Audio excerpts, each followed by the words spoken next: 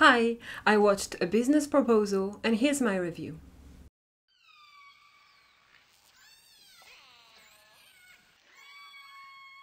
Shinari often goes on blind dates instead of her best friend Jeong to help her get out of them.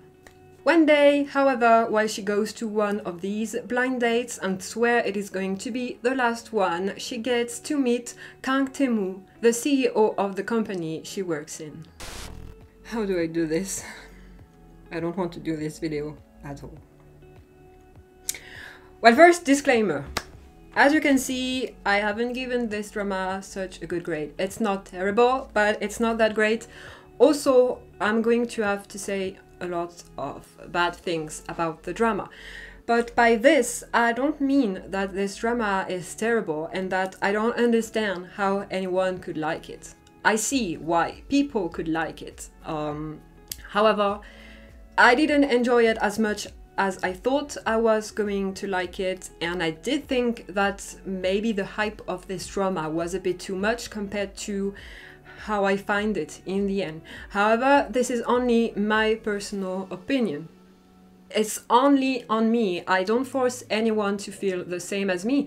And like I always say, if you enjoyed it, it's great for you. At least you spent a good time watching a drama. It's always a terrible feeling to go through a drama and you're not liking it. So I hope you did enjoy it, but it's not really the case for me, and it's mostly my opinion and how I feel on this drama. Okay, now I can go into it. First off, on the good things that I can say about this drama is that it's pretty easy to watch. It's pretty funny. There's not much drama happening in the drama at all, which is something that I really like. So not much drama, and it's not too long. It's only 12 episodes, so it actually feels nice to have a romance that is not just too long. That said, I do think that the romances in this drama feel way too rushed, but I will say why I feel this way in the spoil part. Something else I was excited about is because of the presence of Seop in this drama. I really liked him in Lovers of the Red Sky, so I was terribly excited about this, but also nervous because I thought it was going to be this kind of arrogant, mean, emotionless, cold boss who is kind of acting like crap with everyone. But it's not the case. He is actually a normal human being who just works a lot. Overall, he's just pretty normal.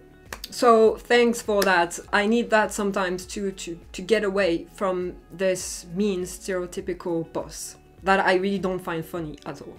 However, despite being 12 episodes, I think the drama is at the same time too slow, but too fast. Some elements go way too fast. Some things that could need development, just they do it real quick and that's it. And some things you don't necessarily really care about, they spend a lot of time developing it. So it seems too slow but too fast at the same time, so this was a bit of a problem for me. Also, I was too aware that I was watching a drama. I don't know if it was done on purpose for this drama, since they have kind of the grandpa watching this kind of ridiculous drama, I would say, all the time, and they kind of make a connection, an image of the two, the drama we're watching and this one they are watching on TV. So I don't know if it was done on purpose, but because of this, I was never really able to invest myself in the story. I felt too aware that it was a drama and it never felt real while I was watching it. This is not always a problem. For example, when I watch Japanese dramas, I'm kind of used to it, that it's a bit crazy, a bit all over the place and not necessarily realistic. So it's not really just a problem of not feeling real. But in this drama, it feels like they wanted it to feel real. But for me, it didn't work. I was just, I think, too aware that they were two actors acting. So overall, for me, this is a huge disappointment because I was really expecting this drama a lot, especially when I saw the reactions to it. It was quite popular and a bit all over the place on the internet, on Twitter. It was always trending. So I was really waiting for it. So yeah, big disappointment for me, but I would not recommend you against watching it if you haven't, because a lot of people enjoyed it after all, and I don't think it's that terrible. I mean, 5.5 is not terrible, it's just average. But again, it's just my personal opinion, and if you haven't watched it, maybe you will enjoy it a lot. Also, maybe it comes from the fact that I've been watching dramas for a very long time now. It's been, yeah, more than, I think, 15 years since I started dramas. So I think now some types of dramas just don't really work with me anymore, and I think this drama falls into this category. So if you haven't watched it, still go ahead. I would not recommend you against it. So first, I think I'm going to talk about the secondary couple, which are Jeong and Cha. I can't remember his name, but her boyfriend, who is the secretary of Kang Tae-moo. So at first, when you realize that they are going to be a couple, I was really into it. I thought, oh, I think they can make a cute couple together. In the end, disappointment for me on their side. I didn't really like it at all. I feel like their relationship just mostly started on attraction and physical attraction to each other. So I didn't like that. Also, when she wakes up at his place in his bed, I thought they had not done it, which I think would be the most logical thing because she was pretty drunk. But then it turns out that they really did, and yeah, I was really disappointed in him because she was under the influence of alcohol, right? So also, that falling at first sight in this drama is a huge theme, and I don't really like it. So for these two, they fall in love at first sight. And yeah, it makes everything be too rushed because I don't believe in love at first sight, to make it clear. But I do kind of believe in a semi-love at first sight. I'm going to give a personal example real quick. There was this person long ago that I was really friends with. I had seen him just a few times while we were in school, but during the summer, we never saw each other for 2 months. We talked so much, all the time. And when it was time to go back to class, I had kind of been looking for him, you know? And then I was waiting, and I heard this voice behind my back calling my name. And I recognized his name right away. So when he said my name, my heart went like this. And I turned around, and at this point it was over. I was completely sure I was in love with him. So it's not really love at first sight, right? Because we knew each other from before. But it's kind of. It's like suddenly I really realized when I saw him. So I do believe in this kind of stuff because it happened to me. But love at first sight, I can't, because you can't love someone if you don't know stuff about them. You can find them attractive, but it's only physical. And it's the thing that I reproach to this couple a lot. Their relationship starts just because of this, and you don't really see it grow in something more. Also, for this couple, I think, if I'm not mistaken, it's this couple where they've been together for a month and he asks to marry her. And I'm sorry, but it's the kind of thing that I just think is very gross. You can't marry after a month. I mean, you don't have to wait 5-7 years, but at least wait a bit. You just started being together, like, it's stupid. Just enjoy your time dating. You don't have to rush things like that. Anyway, this is something I have a huge problem with, and with this couple, they did everything wrong. In my book, in my personal book, they did everything wrong. So, no. I couldn't like this couple at all, and at some point toward the end, I kind of started sometimes skipping their moments because I really didn't care at all. And just before I go into the next person, it reminds me that moment when Kang Tae-moo says that he likes Shinari and he wants to confess. But I was like, you can't just confess out of nowhere. You don't have any development between you guys. And it was actually his secretary, his brother, that said, I think it's too early to confess. And the dude goes on asking Jin Young-so if she wants to marry him after a month of being together. Like, it doesn't make sense. Anyway, now little word on Lee Min-woo. Okay, this guy. So at first I thought it was really going to be just a friend, that it was never going to be a problem. And while it remains as not being a real problem throughout the drama, it still annoyed me to no end. Like, this guy, wow, the guy really doesn't know what he wants. Like, it often happens in Dramaland that the second guy is unaware that he likes the main character, but then when she gets interested in someone else or starts dating this person, they realize that actually they like them. But usually they stay single. This guy went on to go back with his ex-girlfriend, but then when he learns that she likes someone too, he goes on being all sad and pissed off and like, dude, you just started going back with your ex-girlfriend, like, you can't be acting like that. Oh. Anyway, so I didn't really like this guy at all. The disrespect, really, not for Shinari, but for his girlfriend, like, you... Anyway, I'm not going to say the word I think to describe this guy, but it starts with a D. Next thing is kind of about how I said that the drama never feels really real for me, because all the relationships are so weird in my opinion. Some things are never really developed, and sometimes some things don't really make sense.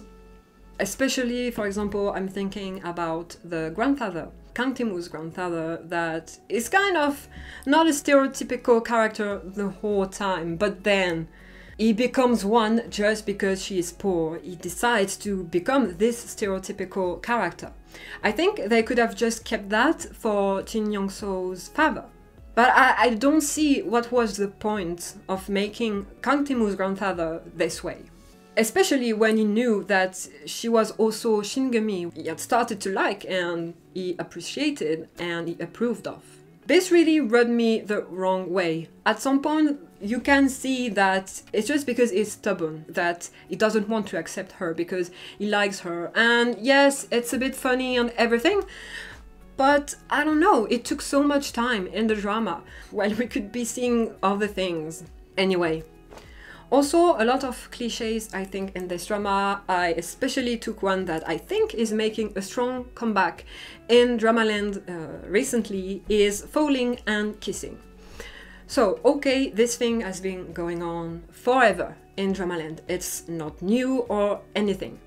However, I feel like we were seeing it less before, and instead of falling and kissing, it was more just falling with the face very close to each other. Then staying stuck for a few seconds like this before one of the two would kind of panic. So I think in the recent years it was mostly this. But I don't know, recently it feels like every drama I watched there was this. And maybe I'm just taking it on this drama because I'm being very fed up. But I'm just fed up with this, and it adds to the not real part, because it's such a known and classic cliche in Dramaland that I feel like falling but not kissing is a lot less cliche and cheesy than falling and kissing. I like cheesy stuff, but really this has been done too much. I just can't with it anymore. Especially when it's not in a funny situation. It was not a funny situation, and I don't know, while watching it, it felt like I was supposed to find this moment funny. But no, I saw this too many times to find it remotely funny or interesting. For someone who is new in Dramaland, yeah, maybe it did the job, but clearly nothing worked for me about this. Okay, I'm going to address the main couple a bit more. So first, honestly, I could say maybe the first quarter of the drama, I think I really liked it. I was really into it, actually, because that's where you realize that Kang Tae-woo is not just your typical mean and cold character. So I was really into this. And Shinari was really portrayed as kind of a really eccentric and crazy girl who is not afraid of acting even more crazy in certain situations. So I really like this personality she has, and it's actually what Kang Tae-moo likes too. But it fades later on, it's never really the same anymore. I liked how it was done. However, in the first part, I really couldn't understand why Kang Tae-moo was just so after Shinari that he just wanted her. Well, at this moment is Shingami, while he absolutely wanted her, even though she didn't want to play this little game. But then it's revealed that it's because it was love at first sight. So again, love at first sight, I can't, it just doesn't work for me. If they said he had some kind of attraction and then later on he really fell for her, I could really understand this. I would be on board. But no, they throw the word love at first sight, and to me it just doesn't work at all. So I was also very disappointed with that, and it feels like the second couple that they fall for each other for no real reason. So I stopped being a bit invested in their relationship because I couldn't see where their romance came from. I couldn't feel the sparkles in their relationship at all, even though I'm sure they really tried very hard, the production team, to show their romance, but to me it was just empty romance. So something that also really bothered me in their relationship actually is how he never realized Shingami was Shinari. Okay, she has longer hair, but that's it. Okay, she has a bit of makeup on her eyes. But please, please make an effort. This is really something that I really hated in this drama. It's not just I disliked it, it's really I didn't like it. At some point, I thought he had realized she was Shingami. But no, he never realized it. He had to discover it. Well, you're not very bright, I have to say, Kang Tae-moo. I mean, anyway, this really is something that annoyed me a lot, because it still takes a lot of time in the drama, and you can't not see that it's Shinari. Especially, okay, she was hiding herself, trying to not show her face to him, but she came face to face with him a few times, and he did see her on camera a few times. So how can you not realize? And the voice. Anyway, just talking about it makes me mad. What I did like, however, about this part is how the drama doesn't last too long when he discovers that she lied to him again. It doesn't last too long, and it's not too annoying either. Okay, his first reaction is to be hurt, and you can really see it. And I was feeling for him. I always hate these kinds of hiding a truth or lying to the other person. I really don't like that because I already feel bad for the person. So it's difficult to enjoy for me. So I did like how he reacted to it first, of being hurt, and then of course he was mad. He kind of wants to take revenge, right? But it very quickly turns into some kind of, not childish, but it's not a real vengeance.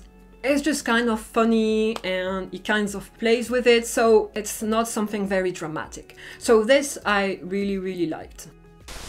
Same for their relationship. I think everything goes too fast. Same that he wants to marry and everything, and yeah, I was just not into their relationship at all. I just didn't find them very cute, even though the drama wanted by every means to show to us that they are cute, but to me it never really worked. And also, I think this is the thing I was the most angry about. Maybe if you watched other of my videos where I mentioned this, you already know what I'm going to say. But we watch the drama, I'm watching, and then suddenly arrive the last few episodes. And then a talk to go to the US comes up, and I'm like, no way, don't do it, there's no reason to do it. And it seems like it's not going to happen. But in the end, it does still happen. Because the grandpa is sick and he's got to go to the US, and so he goes with him. And like, no, it's so stupid at this point. It's just doing it for the sake of doing it. I'm so tired of dramas doing this. To me, it's not a proof of love to be able to separate it, to be separated for so long. It's just annoying at this point. I'm just annoyed of every single drama I watch. They have to separate because one has to go to the US or another country, but usually it's the US. It just pisses me off. At this point, I'm just mad when I see it. And this drama is just added, like, but it has no impact on the story at all. It's for no real reason. It really comes out of nowhere. And when he comes back, he proposes to her. And I'm like, okay, you've been together for a month, then you haven't seen each other for like, I don't know, 1 year, and you propose to her. Well, it's not really you've been with her for 1 year. I don't know, you haven't been together really for 1 year. Honestly, it's something I'm very tired of. I just can't take it anymore. These days, it's really all over the place. In every single drama I watch, they have to separate for some stupid reason. And I just can't take it anymore. I can't. I should have expected it. At some time, it kind of crossed my mind. But since this drama, while using a lot of cliches, I feel like the drama kind of wanted to be a bit different. Well, maybe not that much.